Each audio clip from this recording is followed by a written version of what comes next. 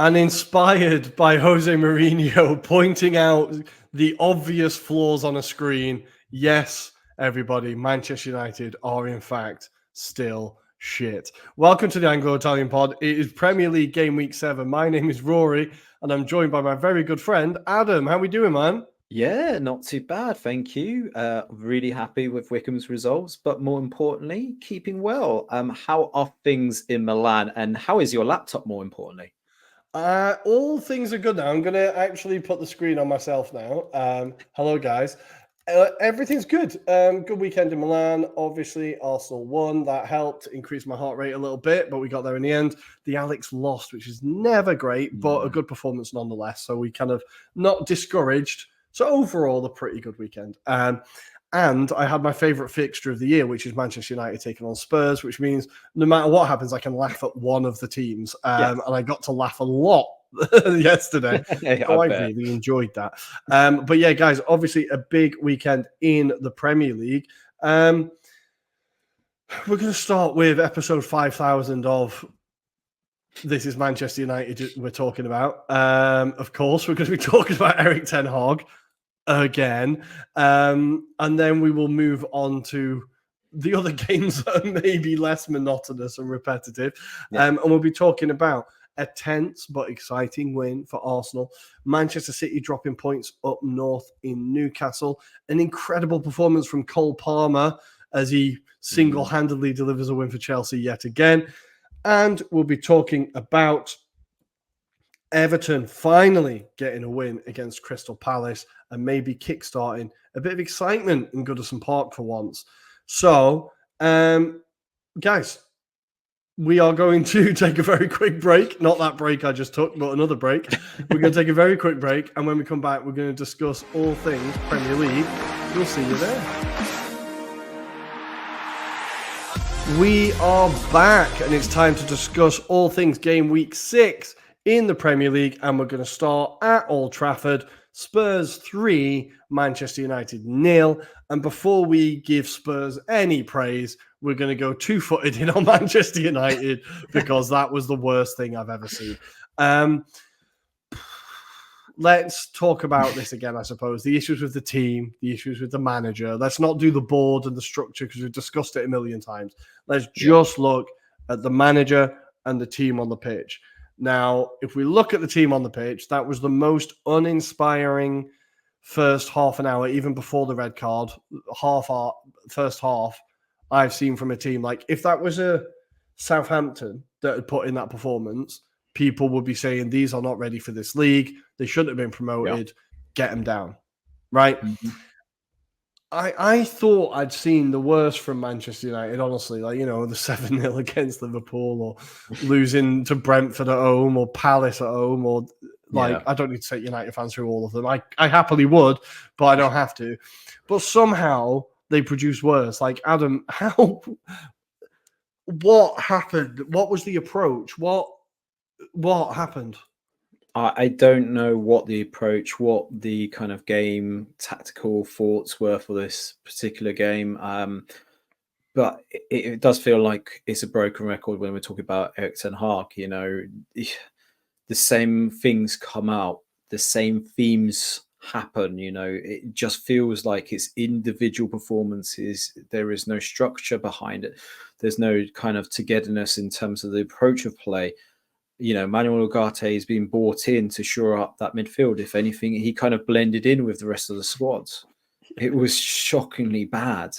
And, I'm not even a Man United fan, so I'm not vested in terms of the club. But it's just frustrating to even talk about it because it's things that everyone, regardless of your kind of knowledge of football, you can point out how bad this Man United side is.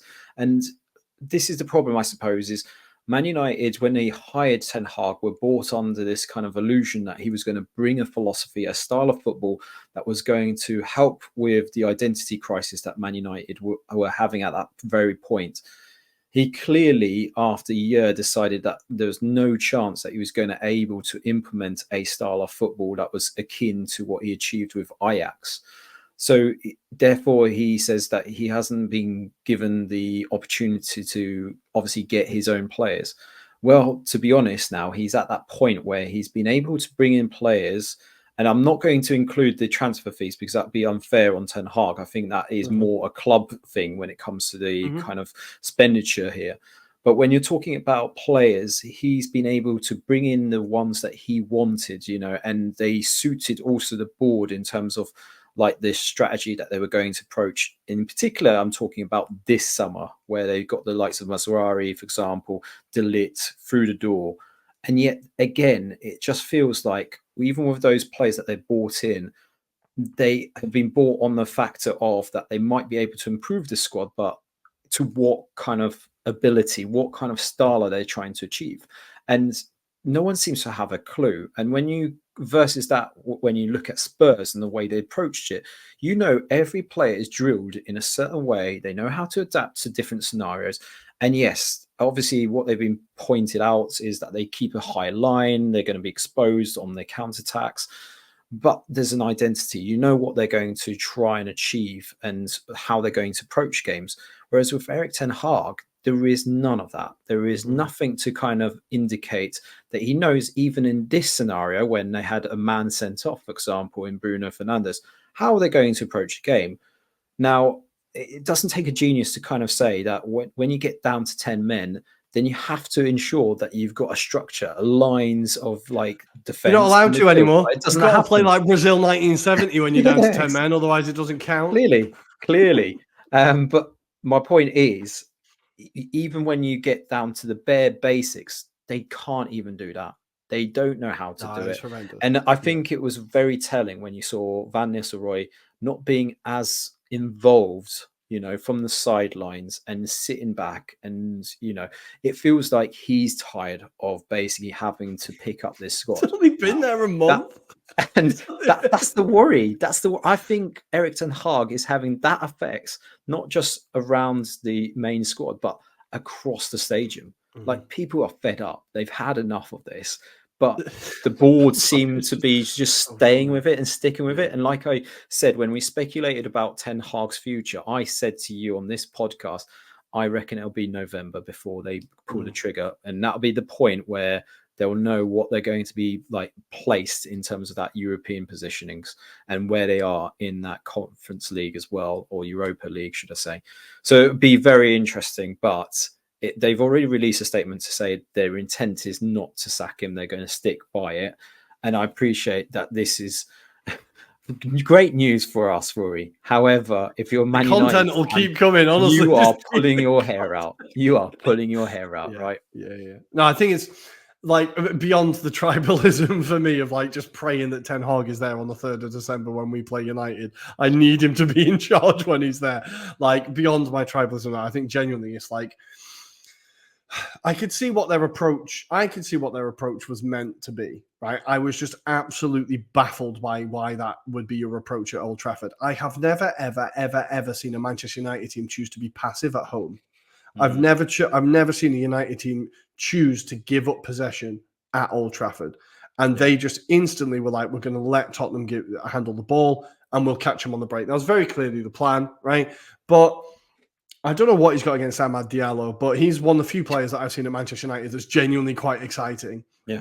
And like constantly causes a threat. I remember against Arsenal last year, he came on, really caused us problems, genuinely changed the game. I was like, this guy is scaring me, right? He can't get a sniff of the pitch, right? Rashford, who clearly is just going through whatever, and part of it is his personal issues, right? And part of it is the fact that every single player at Manchester United gets worse.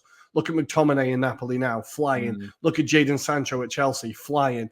All these clubs, all these players just leave and they're like, oh my God, I can play football again, right?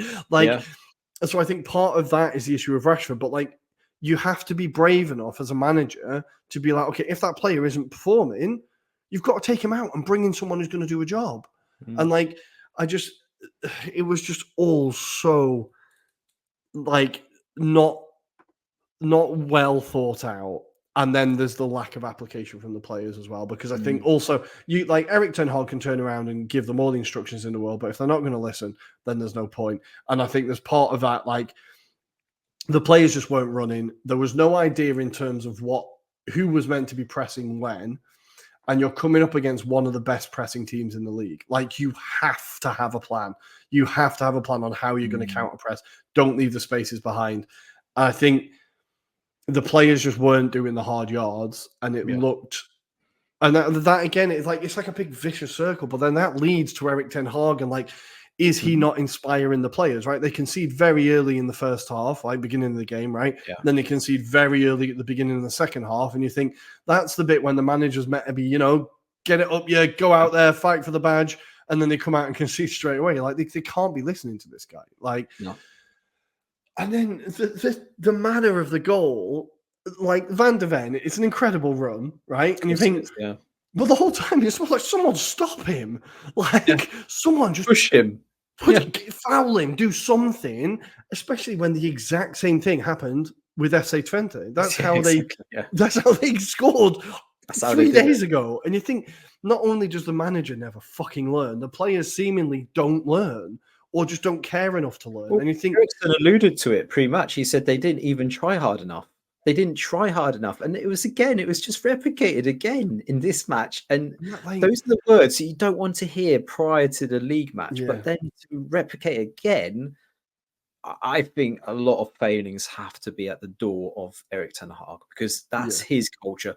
That's what he's accepted.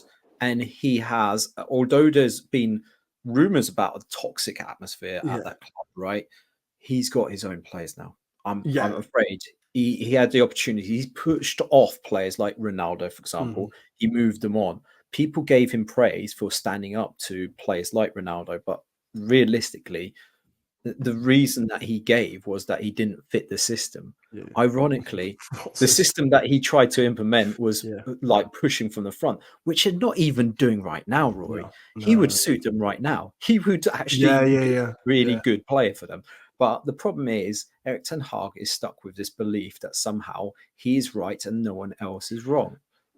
Well, this is the next part I wanted to kind of lead into is his personality. And I don't want to get like a personal attack. I'm sure he's a lovely bloke. I'm sure he loves his kids and his wife and everything's like, but the way he comes across publicly really doesn't help.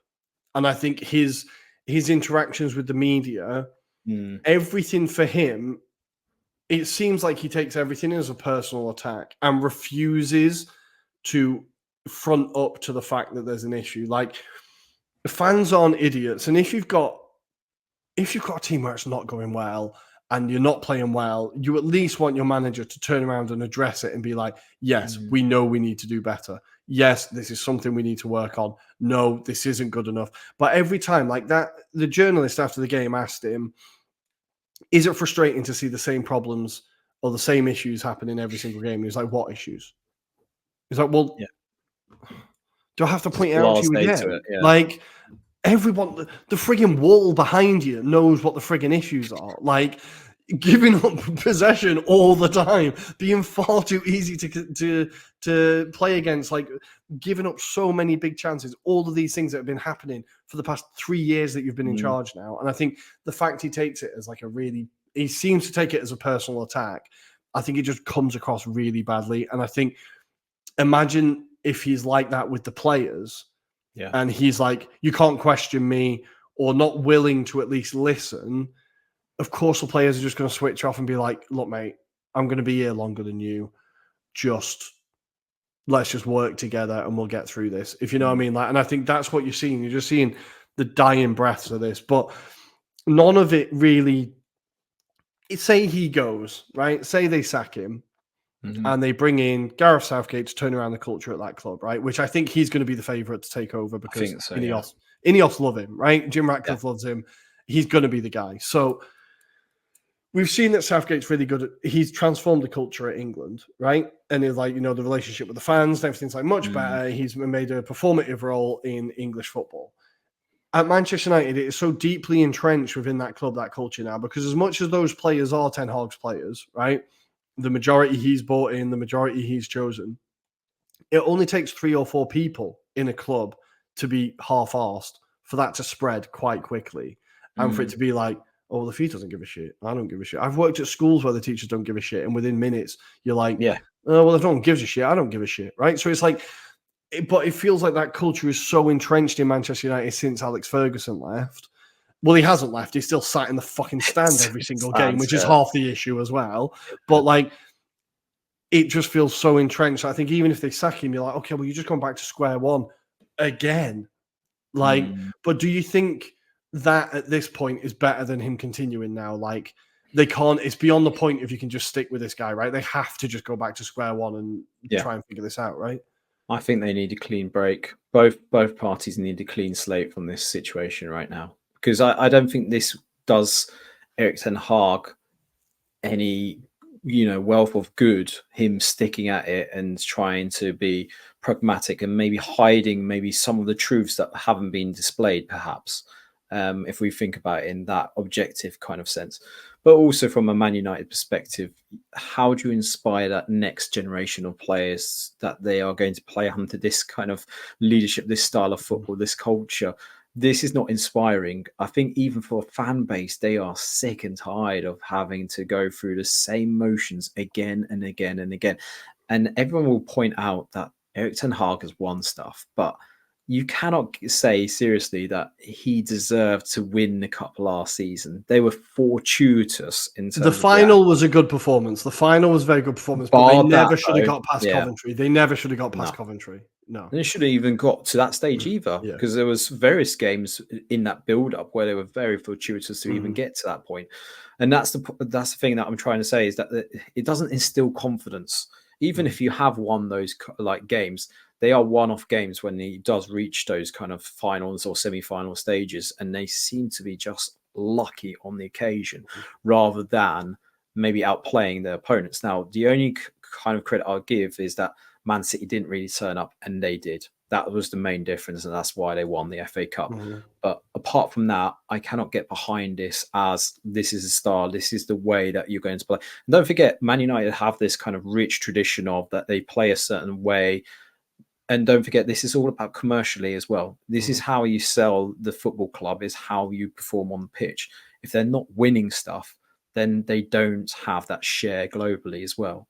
So this is the thing. This is something that's bankrolled in terms of the Glazers' ownership. They need to ensure that that continues to be commercial, but they're not doing it. Unfortunately, they're not attracting those players that they used to. They can't attract them, and they need to start with a clean slate as far as I'm concerned, whether that be a previous legend or whether that be a Gareth Southgate to instill some confidence. The concern for me, if I was a United fan, would be that, like, and I think I've talked about it in a previous pod, is that people assume that just because Ineos are a new ownership is going to be better. Nothing they've done so far has been better. From what I've seen, he's told a load of people they can't work from home. He's cut lunch. He's cut the lunch budget.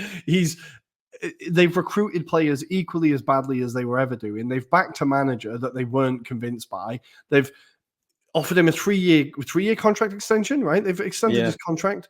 They've then publicly searched for a new manager while he's in the post and made it quite clear that they're not fucking happy with him, then started the season with him, and now are having to back him. Like, if the Glazers had done that sequence of events, United fans would be going absolutely mental, right? I think this new ownership, I don't see anything that is particularly encouraging in terms of turning this around. Like, I know there's a lot of upheaval in the boardroom and up top, etc. As Gary Neville kept saying, that takes a long time. It takes a long time. Yeah. But if you're just going to continue on the same path that the previous owners were doing, because the recruitment is still crap. I could have told you De Ligt has been crap for the past 5 years. Everybody could have told you that. Why do you think Juve and Bayern weren't upset when he left? Like, Juve fans couldn't wait for him to sod off. And Bayern fans were like waving him out of the door. Ugarte, PSG don't let go players that they don't want to. And the whole time, it's so funny because, like, the confidence of that signing was like, he's, the new Kante and all that. And it's like, he can tackle, but he can't pass 5 yards. And you're like, the recruitment is still dog shit. And you think this new ownership was meant to be a whole new breath of fresh air. And I think it's personally very funny that the only two players from Ajax, Ten Hag didn't buy a Gravenberch and Timber, who are the two that do really well in the Premier League. But like the recruitment has just been an absolute shambles. And I was looking at that team, and I think I saw a thing today with the Gary Lineker podcast, and I only listened to it in bits because I think actually it's a pretty terrible podcast. But they were talking about which players from United get into another top 6 side. And Gary Lineker and Mika Richards were like, oh, Martinez, he gets into a team. No, he doesn't. Højlund gets into a top 6 team. I don't think so. Bruno Fernandes, maybe, if he's not having a tantrum. But all of the players were like on their day. It was like Rashford on his day gets into a top 6 team. Fernandes on his day gets into a top 6 team. And like, thankfully, Alan Shearer turned around and was like, I think you're being very polite. Like, I think you're being really generous. Yeah. Like, I looked at that squad and I was like, it's just a crap team. I can't see Mason Mount coming on and all he does is kick people for 45 minutes and should have been sent off, I think. He had 2 bookable offences, definitely. All that team, I was just like, these are crap. Like, how have they got to this point? And it's just so much money spent. And people think money spent equals quality. And looking at that, I can tell you it's just fucking not. And it's just, they're so far away from it. They're so far away from it. And it's going to be like in 10 years before they get back to where they need to be. Because it's such a toxic situation there. And that performance was just hilarious, personally. But we've done 20 minutes. We've not even mentioned Spurs yet. So we need to move on to Spurs. Yeah. And actually give them some credit. I do think that Man United were lucky that they were playing Spurs because a team that could actually finish would have put about 10 past them. Yeah, that's true. I feel like Spurs, as attackingly exciting as they were, Brennan Johnson absolutely killing it. Really happy, genuinely, to see him doing well because he seems like a really good player, really nice lad. Seeing him hit form is fantastic. Solanke with a proper striker's goal. He continues a nice bit of form. But the player that really stood out for me, and I think I can't believe he didn't get player of the match from Gary, was Kulusevski. He was unbelievable. And him playing in that number 10, he's been fantastic, right? He's been absolutely brilliant for Spurs. I mean, in the last few weeks, I think he's been a player that has really tried to instill a bit more confidence in the rest of the team. He's been playing his natural game, trying to get the crowd behind him as well, trying to instill that, there is some fight in this team, despite what the media would like to hear you say about this Spurs squad. I think he really typifies, he understands what Ange is trying to achieve there, and he really digs it. He really gets it. And I think it helps, he's trying to help even Lucas Bergvall, who is his fellow compatriot, really young, coming into this environment where it can be quite toxic if it goes the wrong way, right, as well. So he's been probably seen, a different reality to what really being a footballer is like at a top club. But a lot of credit to Kulusevski because it was quite easy for him to just pay up, take a pay packet and not worry about the performances. But he really did make himself count in terms of this game, but also previous games as well, in fairness to Kulusevski. I think he's been superb for them. But as you can say, Mickey van der Ven as well, fantastic performance from the back, showing his potential, what he can deliver. Udogie, again, fantastic down that wing. He terrified Man United on many occasions. And I know this is an individual we both talked about, which is Werner in our notes as well. So hilarious. I think for what he is, I think there's got to be a level of acceptance of he's not going to be the goal scoring threat that we think he can be, or he can develop into that. Thought he could be. But I think he is a hardworking player that fits their system in terms of Ange Postecoglou, of what he wants. And I think people have to remember that was his first outing of the season as well. So he's got a bit of rustiness as well. My issue with Werner is, well, Jesus Christ, I was frustrated watching him and I hate Spurs. I was frustrated watching him, right? I was like, Christ alive, man, just take a breath. I know. But what I find, he's really good at making runs and he's really good at occupying a defender or whatever. But whenever he's got the ball, he's not going to do anything with it. So what's the point? No, I get that. I'd much rather, at a certain point, I was like, right, Timo, if you get the ball, just turn around and give it to someone else. Because you running 40 yards in that direction and losing it is just giving it to the goalkeeper. And every one-on-one, there was no point where I went, this is a goal.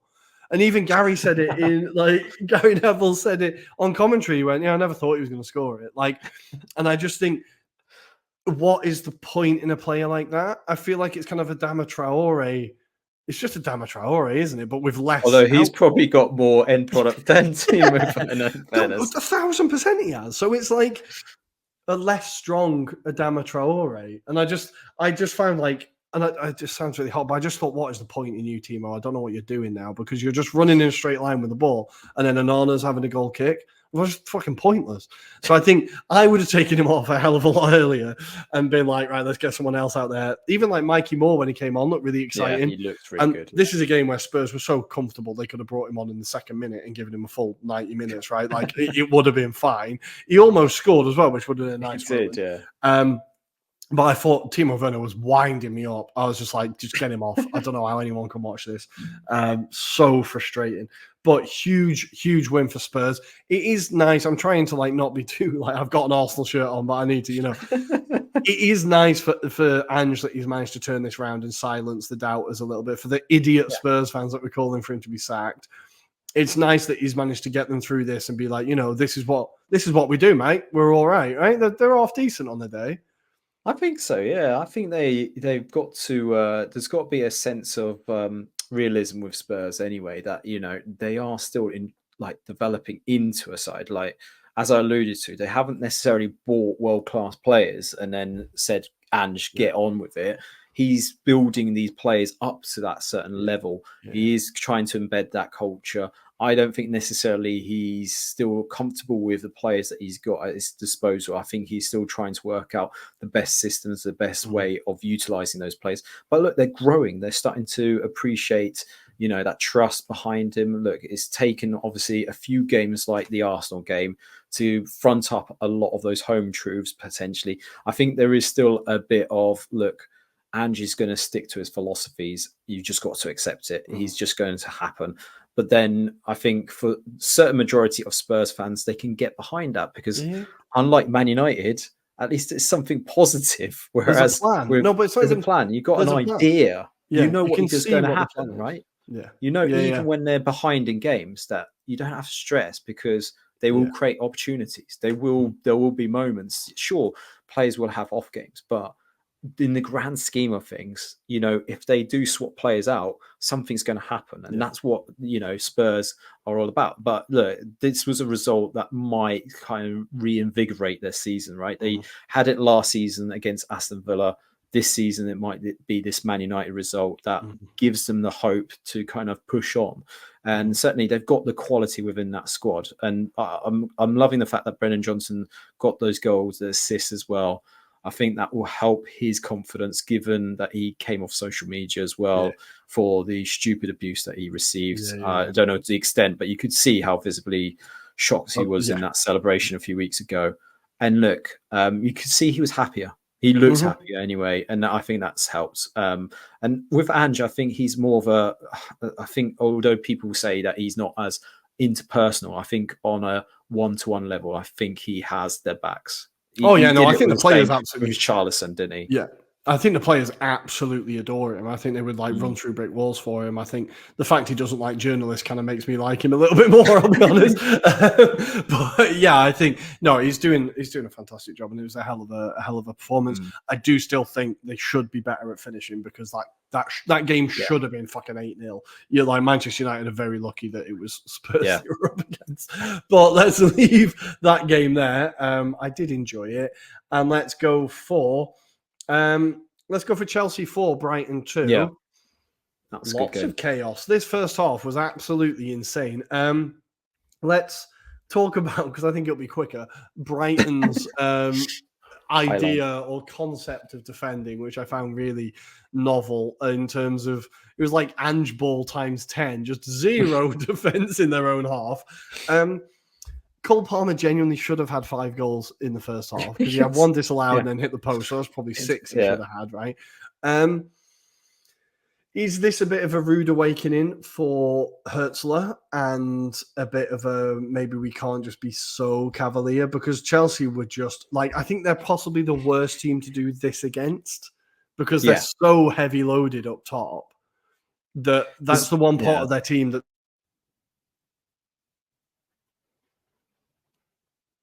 just beyond fell into their trap.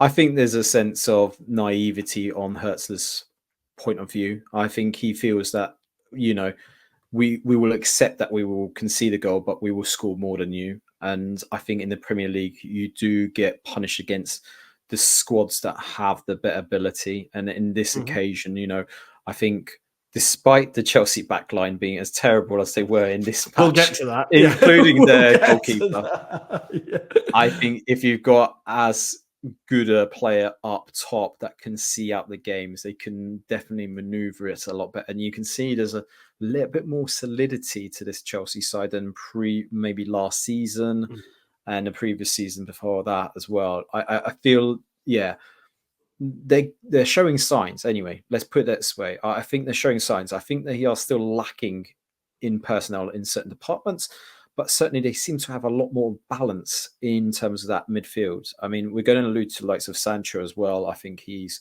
been a revelation under Maresca, but I feel like Maresca's starting to build something there. He's genuinely, we joked about, the Gennaro Gattuso gif, which is sometimes maybe good, sometimes maybe shit. Well, maybe actually we should give them a bit more credit. I think maybe this is a side that maybe we should give them a bit more respect. It's just, it'll be interesting to see how Maresca does in those big games. So far, he's only had Man City at the beginning of the season. They didn't do so well, but I think this momentum is the difference. When they build momentum, they seem to then have that bit of confidence going into it. And certainly from an attacking point of view, they look so threatening. They picked like Brighton apart. And that midfield from a Brighton perspective was non-existent. I don't know whether they did the wrong decision in getting rid of the likes of Billy Gilmore in that window that just went. Because I think had he been there, I think there would have been a little bit more fight, a little bit more resistance in that middle of the park. Whereas now, I just see the ball going in and out quite fluidly between the lines. And I do fear for Brighton. I think this is going to be an interesting kind of maybe wake-up call for Hertzler. It'll be interesting to see what his reaction is to this whole situation. But I mean, from your point of view, if you're looking at this Brighton side, do you feel that's, they stick to this plan? Do they stick to this philosophy? Or does that naivety play a part and they have to regroup and think about how they approach some of these sides? I think Hertzler has to look at, look, it's been an incredible start to the season for them, an incredible start to his Premier League career. He's got some really big results, but I think playing Adam Webster and Lewis Dunk at the fucking halfway line is kamikaze, to say the least. And I think, but I also feel bad for those players because they've been stitched up massively. It's not like it's never been Lewis Dunk's game to play a high line and catch up with players and so they've been stitched up by their manager, and I think he needs to look at, okay, just how ambitious can I be with the players I've got, or not how ambitious, but how high can I play this line? How conservative do I need to be? And I just think he's learned this lesson in the harshest possible way because Chelsea just absolutely put him to the sword. And he's a young manager, right? He's freaking younger than me, right? He's really young.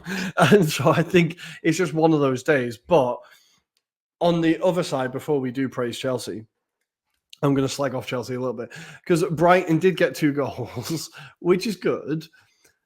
This is my issue with Chelsea.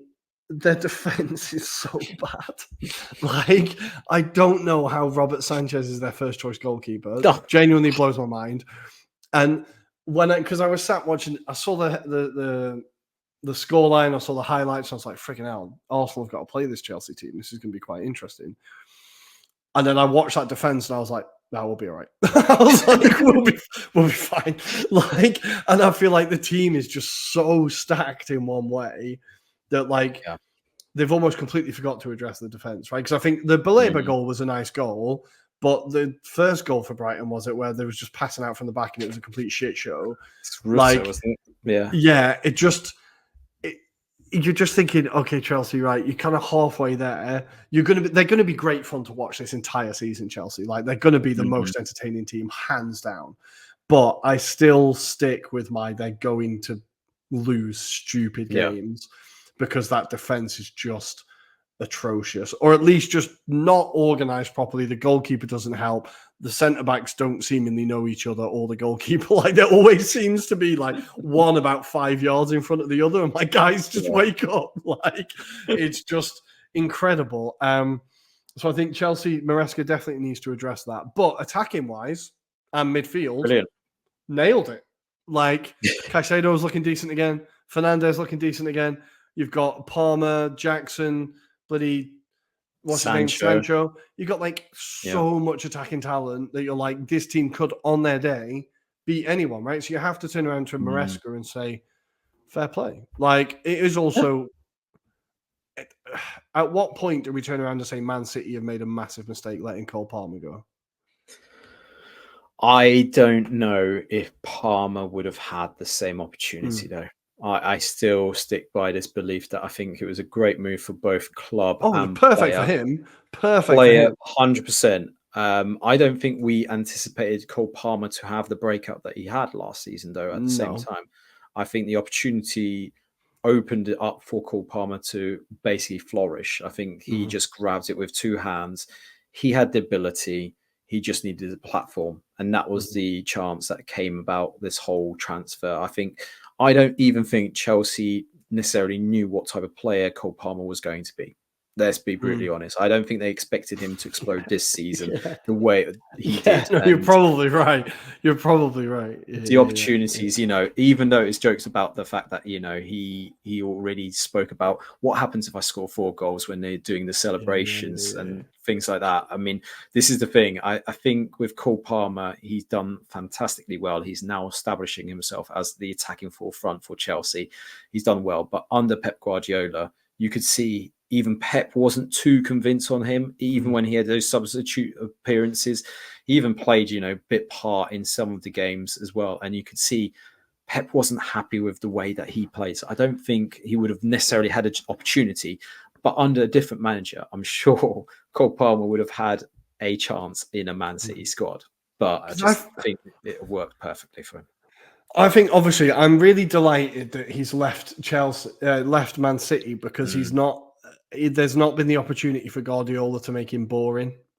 I think Guardiola would have really made him a very boring player, and I have not seen a player as exciting to watch in a very long time. In terms of like someone that just you don't know what he's going to do. That pass he did where it just looped about 60 foot in the air and straight onto Jackson's foot. Sancho was just unbelievable. And you're like this. I love a lot about him. The fact that it doesn't really feel like anything is a lot of effort to him. Like everything is just kind of like it just kind of happens to him, and he's kind of just wandering through doing these incredible things. I think it helps that maybe I want to say this without sounding too harsh, he's not troubled by too many thoughts. I feel like he's kind of, it's all very natural to him. You can see that sometimes in the interviews he gives as well, right? He just doesn't seem like he's with it. What? I don't know. What? Like, just he's very charming. I don't want it to sound like I'm being harsh. Like, he's very charming. I really like him, and I just think watching him is an absolute pleasure. The free kick was incredible, and like the whole time you're just like, I'm not sure how I'm not sure how Man City let him go. I think I put it on Twitter, like he is what Man City fans tell us Foden is. Like the end product of that guy, Cole Palmer, is just crazy. And I think he's the only one getting close to like Haaland numbers, if you know what I mean, in terms of like consistent every game goals and assists, stuff like that. It's just relentless. And you think genuinely you have to look at him as one of the best players in the league now, like top 5 players in the league, top 3 players in the league. Like it's genuinely incredible. So it's really just a pleasure to watch him. As much as he's doing it for Chelsea, I'm just like, I love watching this guy.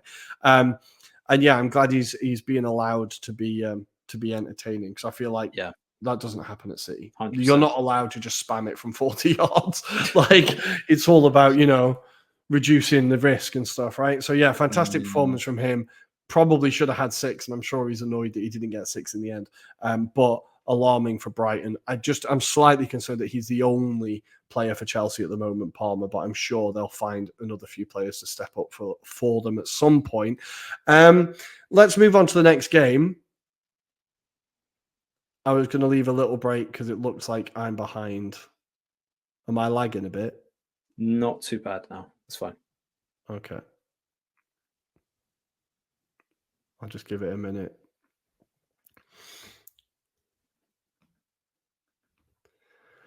And let's go to Arsenal 4, Leicester 2. My heart definitely did not need this second half. It was the most comfortable first half. I honestly was ready with the cigar and the whiskey, right? I was like, oh, I'm just going to stretch out, watch a nice little relaxing 45 minutes as we see this game out.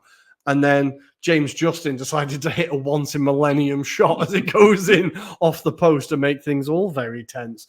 But as much as this game looks like it was very close, it really wasn't. This was one of the most dominating performances I've ever seen from Arsenal. 37 shots in total, an XG of over 4, which was the highest of the weekend until Spurs played Manchester United. Like an beyond dominating performance. But the things that struck me here, and I'm going to attempt to keep it brief. The first Arsenal goal, I don't think it was a foul on Jamie Vardy. I think it's just a 50-50. I'm not sure why Steve Cooper was too upset about that. The foul for the first Leicester goal, I think Jamie Vardy dived or at least tricked Saliba into kind of fouling. It's very clever play from Vardy. The match of the day, they were talking about Calafiori should have been sent off. I think Calafiori was very lucky to stay on the pitch, but I do also need to say that Oliver Skipp was very lucky to stay on the pitch. There's a tackle on Martinelli in the first half, which I think probably should have been a red card. But my relief here is that the ref kept the cards in his pocket. And we were allowed to see a game finish 11 versus 11. No major incidents. Steve Cooper was a little bit upset, but I think a bit of that was deflection, as the fact that his team were just never in this game. But, Adam, I wanted to talk to you about, do you love Calafiori as much as I love Calafiori? Because I really love Calafiori.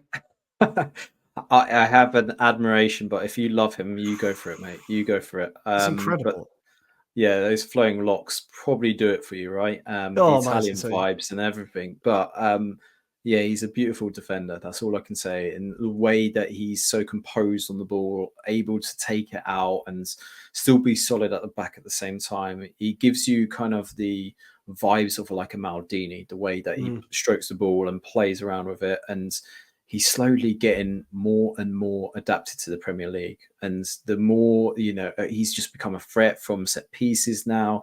He seems comfortable in that left back position now. And that was the kind of fear factor, was maybe he's playing more centrally for Bologna. So therefore going into that left back position, which he knows because he's played there, for example, when he was with Roma, for example. Obviously, he had that brief spell at Basel as well, where he was playing in that position. So that's where he was obviously noted for that performances that he could do at that position. And the fact that he's been able to adapt so easily into those positions just goes to show you what a great talent he is. But yeah, I think he fills the void that maybe people expected Jakub Kivor potentially to fill at the time. And I think definitely Calafiori's a head above Kivor in terms of the standings. And look, I think he gives that natural ability in terms of what he can do in that position, going up and down that pitch, but also from an adaptability point of view of going into a back three as well. I think he gives so much optionality to Arteta. And I think that's why Arteta decided that he was one of the key focal signings for this season, because I think he solves a lot of problems and gives, like I say, that agility to this Arsenal team. So yeah, what a performance though. What he gave, Martinelli that freedom as well at times. I feel like it's really freed up the left side of it's completely, the last 2 seasons we've just been a right-sided team. It's just everything through the right, everything through White and Saka. Yeah. And now all of a sudden we've got that whole side opened up.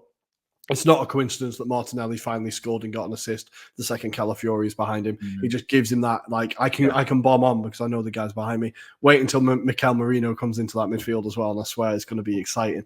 But Calafiori, I love. He instantly has become a fan's favourite because he just loves being at the club. Every goal, he like celebrates like a child. He just clearly absolutely loves it. So he's really excited to be at the club. Really, really love that.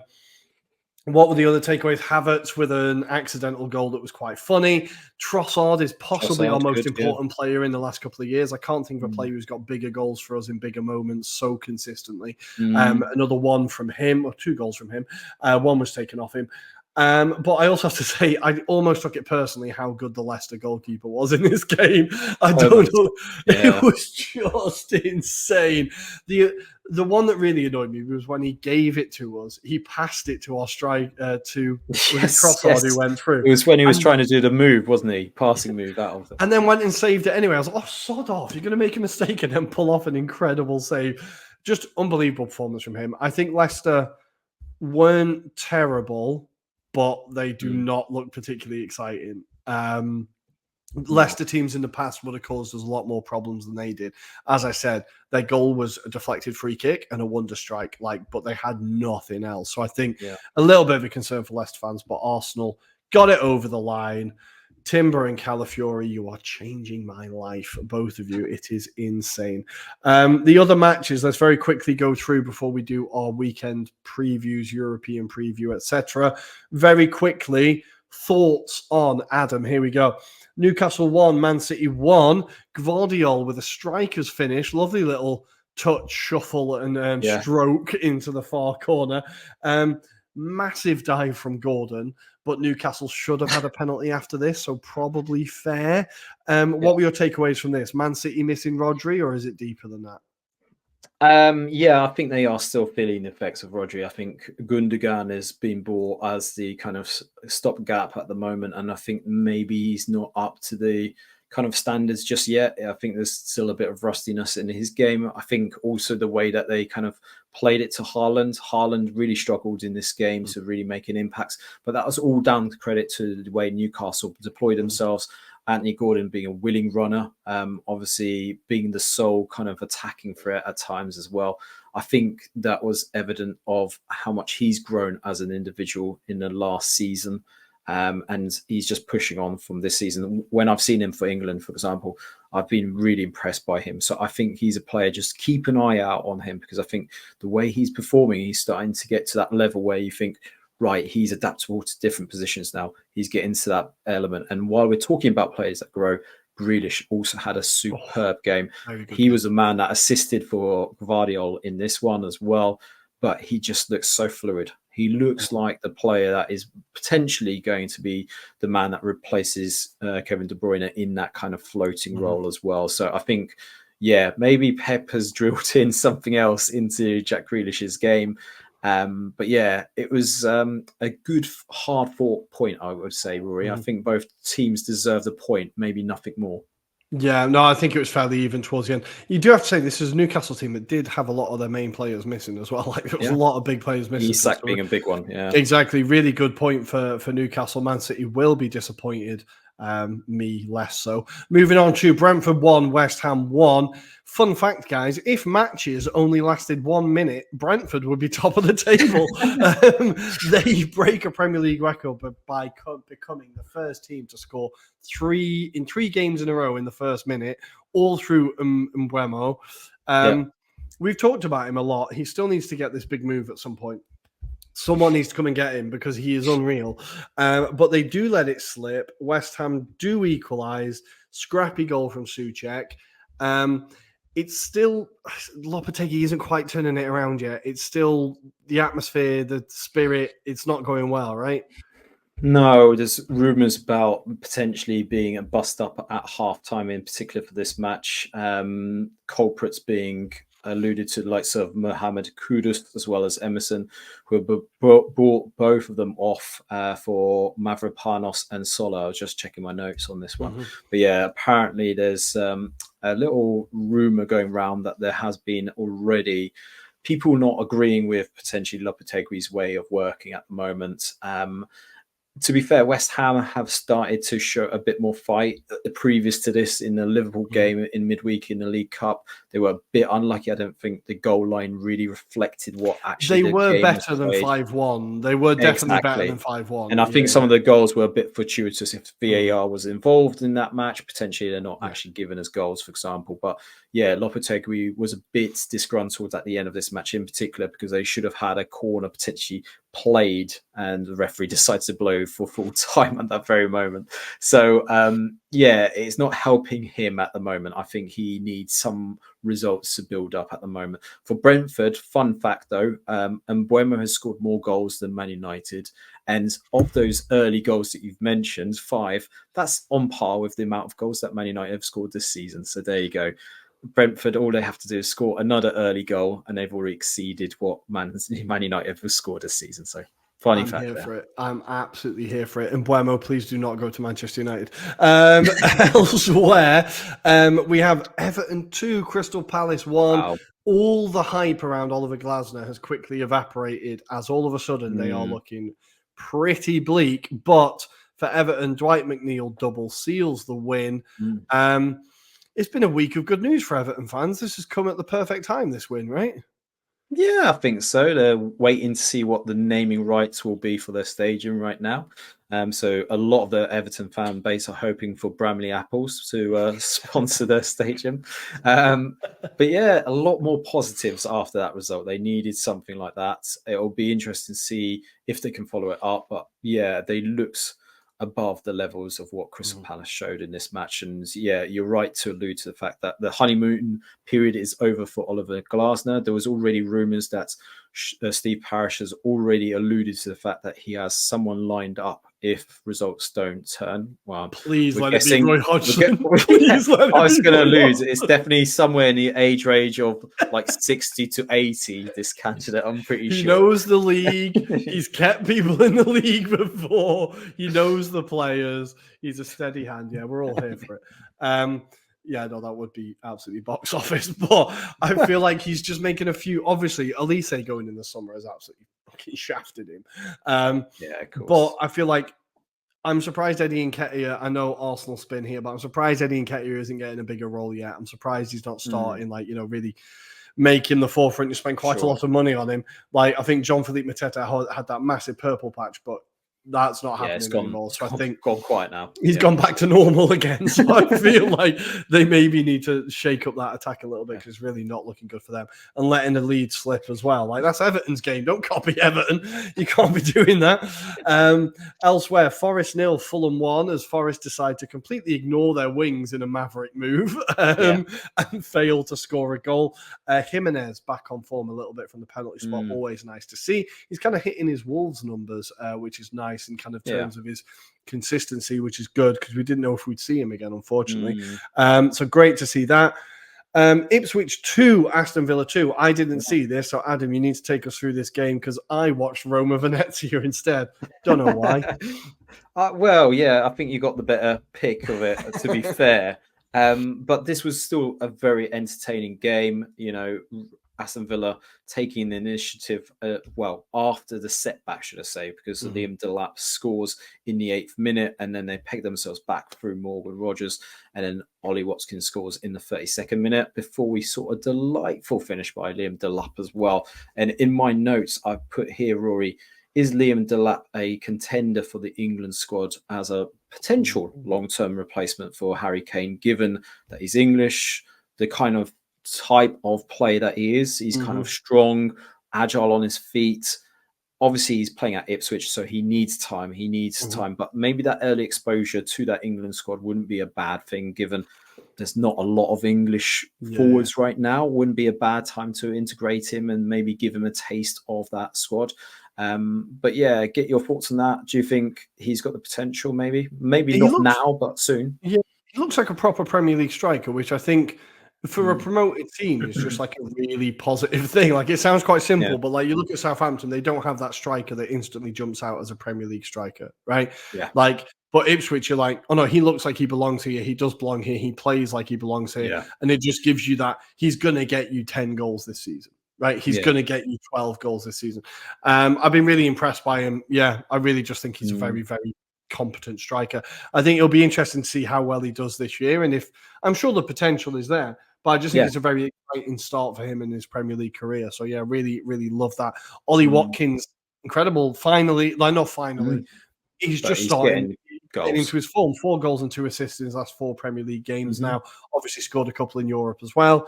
Absolutely flying. So delighted to see him. But for Villa, a few concerns defensively. Yes. Because Diego Carlos doesn't look great at the moment.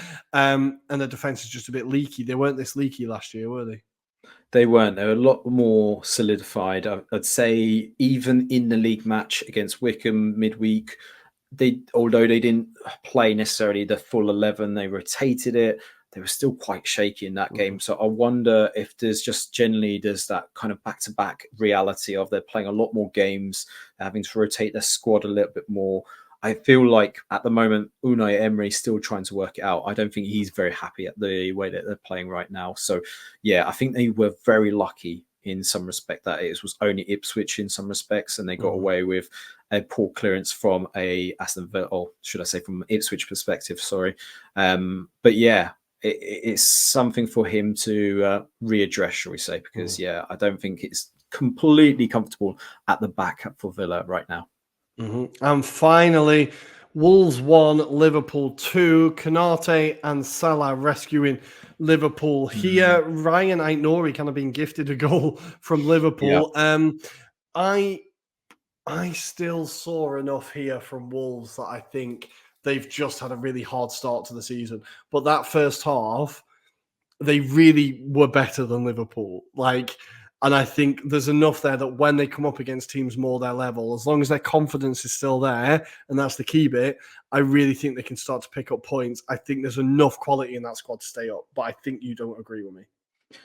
I don't agree with you on the sense that I think this is the comment that's always kind of alluded to Wolves. I think, I don't doubt that there is quality within the squad. However, it's getting to a point where they're just not grinding out results now. They're getting to a point, and I appreciate when you look at the fixture list, Rory, you probably look at it, they've had a horrendous one, but looking forward as well, they are must-win games, I would say, going forward. I think when I last looked at it, I think it's Brentford next, if I'm not mistaken, and then followed on by a few winnable fixtures. They have Brentford at home, then they have Brentford away, then City at home, not so winnable. Brighton away, but then they have Palace, Southampton, Fulham, Bournemouth, Everton, West Ham, Ipswich, Leicester. Like that run of games, they need to be picking up points. Yes. That takes them to December, basically. So this is what I mean. So if we're saying right now where they're in the table, rock bottom right now on 1 point, what works in their favour is the teams that they're likely to play in the next few weeks are in and around that kind of mix right now, with the exception of obviously of City and Brentford, etc. But they do need to start converting those games into wins. And that's where I fear right now is that conceding far too many goals at the moment, not many clean sheets to be. I mean, if you look at, I think the last time that they kept a clean sheet was way beyond April now. That form's continued since last season. So I think that there is a real concern from the fan base perspective. But also, I think since they lost Max Kilman, that has really disjointed that kind of defensive efforts. And Mosquera. And Mosquera getting injured as well as just that's been a big one. Obviously, Pedro Neto being the outlet as well from an attacking point of view, he contributes about at least 10 goals, if not more, in assists as well. So that's the thing. I think that's my worry. And I don't think necessarily Gary O'Neill is the issue here, but I think he needs constructively someone to challenge him on what he's doing on the pitch sometimes. Yeah. But a decent win for Liverpool. They got there in the end. Big 3 points. They're currently top of the table. All good for Arnie Slot's boys. Guys, we're going to take a very quick break. When we come back, we're going to preview all of the English European action this midweek, and we'll preview your game week 7 in the Premier League. And we are back. It's time to talk about all the European action involving the English teams. And here we go. Starting tonight, as you are listening, Slovan Bratislava hosting Man City. Wonder how that one will go. That will be interesting to see. We have Liverpool hosting Bologna in what I think will actually be quite an intriguing tie. Big night for Bologna. Liverpool should probably get the job done, I think. Arsenal hosting PSG in a game I'm genuinely quite excited about. I think we've actually got a bit of a shout here. I think just heading into a game against PSG thinking we've got a chance, I'm like, we have come a very long way. I'm quite happy with this. The fact that I think we could win this compared to us being in the Europa League for years, I'll take that. Like, how do you see this game going? PSG are obviously smashing it in France, right? But Luis Enrique is steering them pretty well through this post-Mbappe era. He is, but at the same time, I have heard murmurs of him not being completely happy with the way that PSG have been playing in particular. I think he's not being totally convinced by the way they've gone about it really recently. So, yeah, whilst they are, level on points with Monaco right now, unbeaten, so to speak, in the league, I don't think he's necessarily been completely convinced. However, having said that, the style of football has certainly seemed to be a bit more fluid. I think this is going to be genuinely a good game to keep an eye out on in terms of how that plays out. But yeah, I think two tactical approaches here. You got Luis Enrique, should I say, versus Mikel Arteta. So yeah, it should be fascinating, kind of Catalans together, right? So well, this is it. Exactly. Arteta taking on another very close friend of his, which you can't avoid him at the moment, can he? No. And then the romantic tie of the week. This is just absolutely beautiful. Villa Park, under the lights, hosting Bayern Munich in a replay of the 1982 European Cup final. It's just going to be everything, right? This is like, I think this is the stadium to be at this week, is Villa Park for this game, right? As long as you can buy a ticket, that is. As long as you can buy a ticket. No, genuinely, it should be great occasion. I think a lot of expectation on Bayern Munich to really turn up on the night, given their form of late, but also the way they're playing right now. Michael Olise being talked up as a bargain buy from a German perspective as well, given that they only spent 50 million, and I think he was definitely worth more than that for sure. But yeah, I mean, Aston Villa on these occasions with Unai Emery, they know how to grind out results as well. So don't dismiss them completely despite their league form. So I think they've got one eye on Europe, to be fair. And I think that was why they only got a draw against Ipswich. So yeah, that could be an interesting game on Wednesday night. That's for sure, Roy. Bayern Munich have played 5 games and scored 17 goals in the Bundesliga. So yeah, there is that. Yeah. You look at that and you're like, God damn. And I think they've already scored 30 this season, including the cup competitions in Europe. Like, they're absolutely smashing it. So, yeah, it's going to be a tough night for Villa, but it'll be a really, really nice occasion. And I'm going to be keeping one eye on that. There could be concerns, if I'm not mistaken, on Harry Kane's fitness, though. He was taken off against Leverkusen. Let's wait and see whether he'll be at the front line. But if not, they'll have probably Thomas Muller, who is just as wily in front of goal. Right? Yeah. He'll get a goal. In the Cool Kids Club in the Europa League, we have Tottenham traveling all the way to Budapest to take on Ferencváros, and we have what is probably going to be a bloodbath in Portugal as Porto hosts Manchester United. Adam, I remember us going to Porto last year, and it was tough. Like, it was tough. We lost 1-0. Could have been more. Man United aren't ready for this battle, no. I don't think so. No, this could be interesting because not only have you got the team to contend with, you've also got the fan base and the stadium. So that's going to be an interesting game, to say the least. But the atmosphere should be one that may test Ten Hag's abilities here. That's for sure. And it'll be required from his more experienced players to really pull out a performance. I'm sure the likes of Bruno Fernandes will be doing his utmost to repent and save himself from what he did on Sunday. So let's see.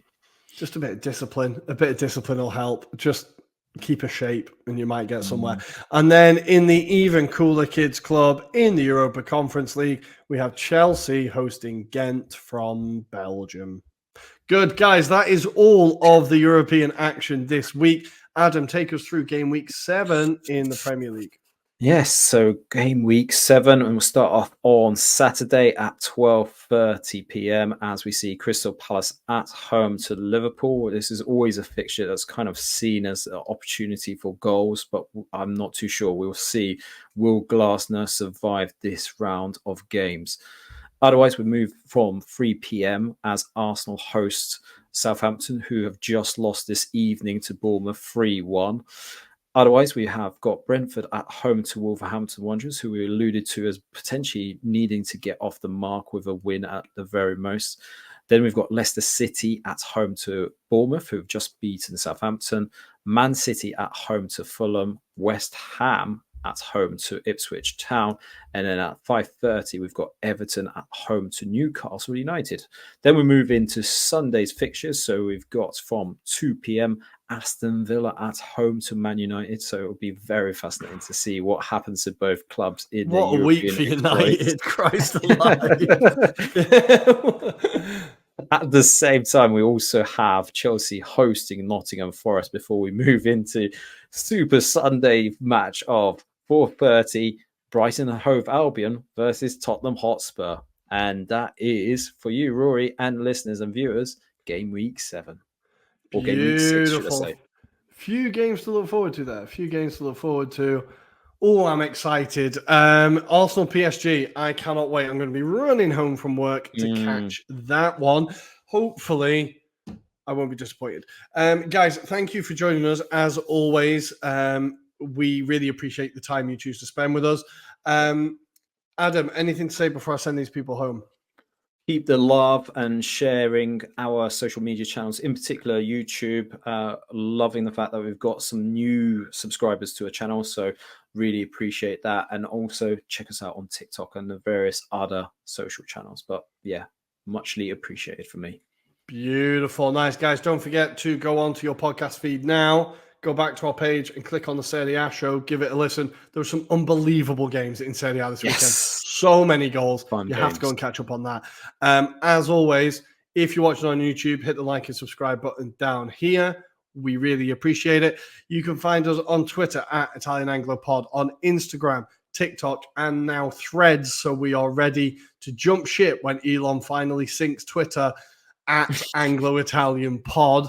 I'm going to be trying to keep that going. You can see how well I do there. And yeah, I think that's everything. We will see you next time. Bye. Take care.